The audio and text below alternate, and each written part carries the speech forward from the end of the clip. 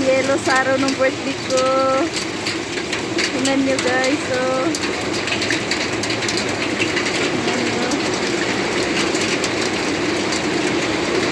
Mulan ng yelo.